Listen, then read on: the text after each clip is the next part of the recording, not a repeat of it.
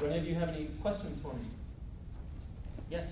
I do have one. I had a client recently, again, not judge, was undocumented and decided to plead guilty that was suspended upon him being in court.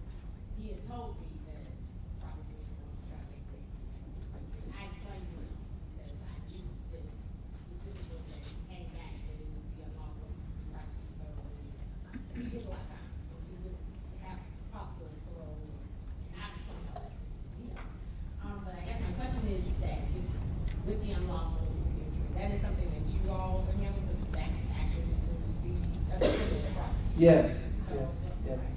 And what's the, what factor do they look at, how much time do they look at, it's depending upon he didn't have any criminal history other than this one felony case, but I don't know if it would be considered violence or lawful purpose, so I guess they would have to qualify determine if they thought it was violence, not assuming that there was, but in any event, do they look all that to determine how much time it is, or?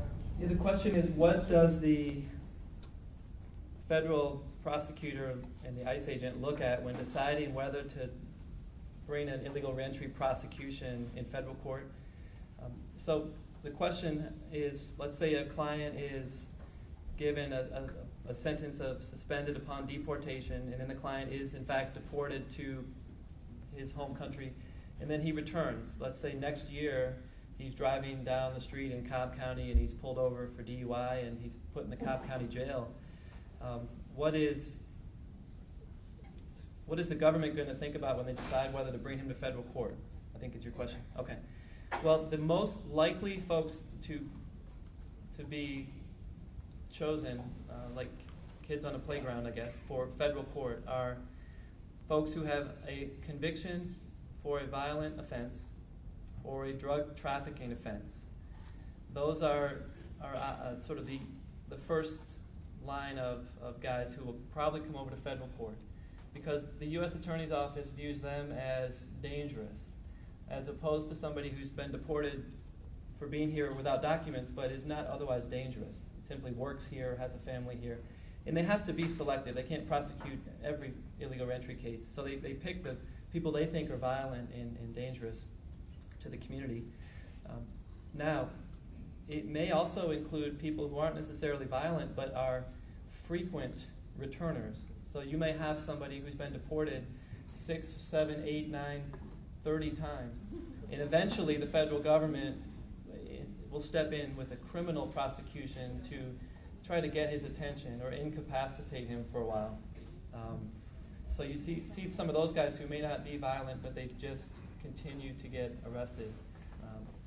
The next group are people that don't fit either category. So you might have like a 19-year-old kid from Honduras who's never been arrested, and he's sitting in immigration custody or in DeKalb County Jail for a driving on suspended license, maybe. And he would never in a million years sound like somebody the federal government would be interested in.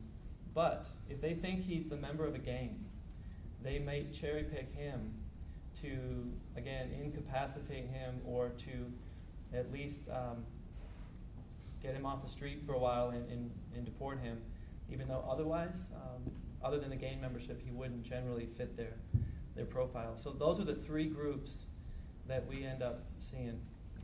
So it's a minority of people who are arrested and here illegally. I mean, most people are not brought to federal court, but if you see any of these red flags in your individual case, that is somebody who very well might come over. And the feds have a very close relationship with the local DAs and the local law enforcement officers. As I said, they meet and they talk a lot, and especially in the counties in town, DeKalb, Fulton, Gwinnett, Cobb.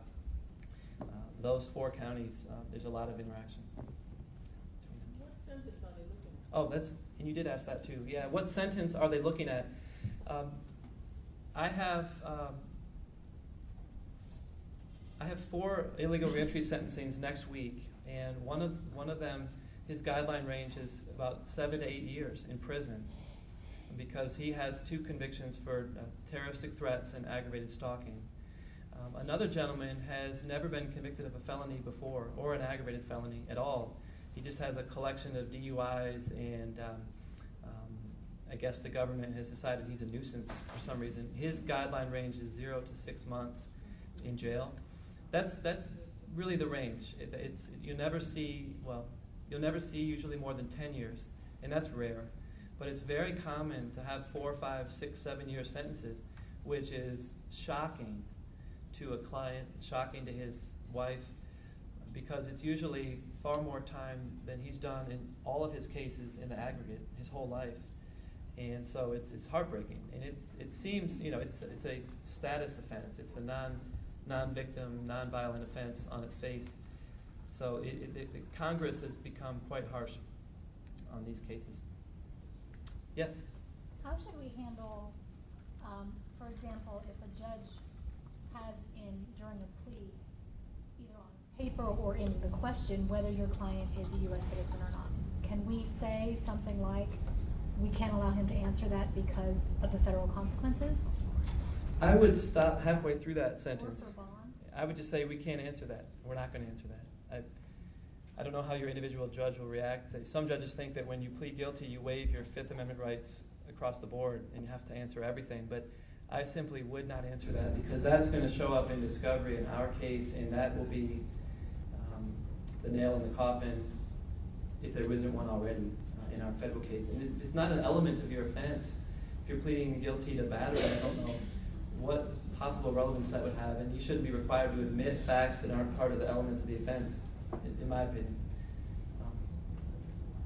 I don't know if people disagree with me, but individual judges may give you a really hard time.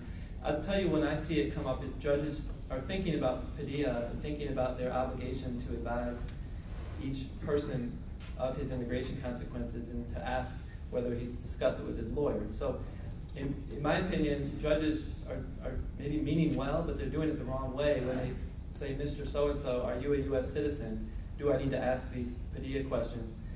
That's the wrong way to go about it. I think you try to instruct the judge, do what you have to do. If you want to do your Padilla admonition, go right ahead, but we're not going to discuss that with you. And that covers both sides' interests, I think. I think you need to sit down with your trial judge way ahead of time and talk about this in general, Yeah. not just about one particular time. Yeah, you're right. You don't single anybody out. That's great. And you're not surprising the judge or Right. appearing to be recalcitrant in the middle of a long calendar. Yes? On a lot of the plea forms that we have, there's a little box that says, is this person a United States citizen? And the judge, that is part of the record, the judge does ask that question, it doesn't state what the residency status is, it just says, are they a U.S. citizen or not? Have you found, or would that be problematic, having a record with the box checked no, even though it doesn't say whether they're undocumented or whether or not they're legal residents or stuff like that? You think that would be problematic? That's a good question. The question is, in some superior courts, there's a form to fill out when you enter a plea, and you have to check a box whether you are or are not a U.S. citizen. So you're not admitting more than that. You're not admitting that you're undocumented, for example. But is that question alone problematic? And I think it is, for a couple of reasons. Your prosecutor, your police officer may not have this guy on their radar screen as a possible undocumented person, and now that might alert them to that. And they might put him in some memo to their task force agent that you should go check this guy out. So that could lead down the road of trouble. And the other thing is, even that admission in federal court can be a problem. In a given case, we might have a defense that, and I know other people are talking about this today, I won't talk about it, but your client might be a derivative citizen. He might be a U.S. citizen without even knowing it. And there may be reasons for that other people are talking about today. So, he may say, no, I'm not, and that could potentially harm his future ability to litigate that later. So if you can avoid it. Now, I know, practically speaking, you have limits in your own courtroom about what you can do and what you can't do, and I totally recognize that.